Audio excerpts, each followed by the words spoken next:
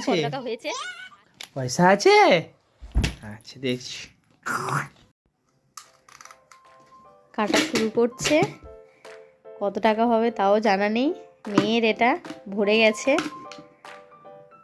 যা না বার কর। ঢেলে দাও এখানে। ঢালি ঢালি।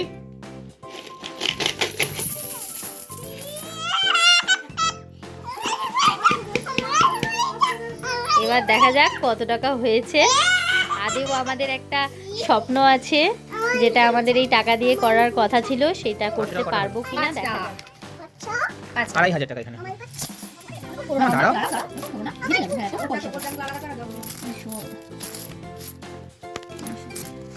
500 টাকা হয়েছে। 500 টাকা হয়েছে। এত বলো এখানে রাখছি এক জায়গায়। এটা হচ্ছে 10 টাকার, 20 টাকা, 50 টাকা, 100 টাকা, 200 টাকা, 500 টাকা। তার সাথে এখানে 1 টাকার কয়েন, এগুলো 2 টাকার কয়েন, এগুলো হচ্ছে 5 টাকা, এগুলো 10 টাকা। টোটাল হচ্ছে এই টাকাটা। এবার টোটাল ক্যালকুলেশন কত হয়েছে মা? মা কত টাকা হয়েছে? কত টাকা হয়েছে? আমাদের হিসাব চলছে কত টাকা হয়েছে। ক্যালকুলেশন করে দেখছি টোটাল কত। টোটাল ক্যালকুলেশনে আসলো আমাদের 4083 টাকা। তো এইভাবে আমাদের মেয়ের ছোট্ট স্বপ্নটাকে তার জমানো পয়সা দিয়ে আমরা পূর্ণ করেছি। তার জন্য এই ঠাকুরের মন্দিরটা কেনা। আইডিয়াটা ওরই ছিল। ভিডিওটি কেমন লাগলো অবশ্যই আমাদেরকে কমেন্ট করে জানিও। তার জন্য টাটা।